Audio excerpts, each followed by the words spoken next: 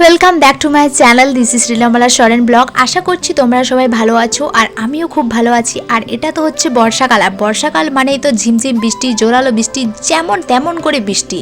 কিছু ইম্পর্টেন্ট কাজ থাকলে সেটা তো করতেই হবে বর্ষাকাল হলেও।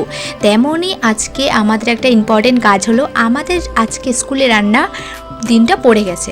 তো কি আর করা যাবে, যেহেতু আমাদের আজকে দিন রান্না করার, তাহলে আমি আর মামি চলে এসেছি রান্না করতে। আমি এসেই আগে আলু তরকারিগুলো দেখছিলাম কি তরকারি করা যায়, তার মধ্যেই মামি এদিকে উনানে ভাত বসিয়ে দিয়েছে। কেননা বর্ষাকালে বাইরে বেশিক্ষণ থাকতে ইচ্ছে করে না, যত তাড়াতাড়ি বাইরের কাজগুলো সেরে বাড়ি আসা যায় তত তাড়াতাড়ি ভালো।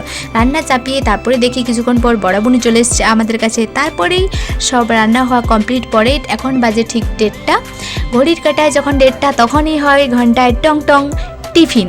তো এখন হচ্ছে টিফিনের টাইম, আর সব বোনুরা ভাইরা চলে এসছে এখন খাবার খেতে। আর সত্যি কথা বলতে এই আমি প্রথমবার দিচ্ছি মনে হয়।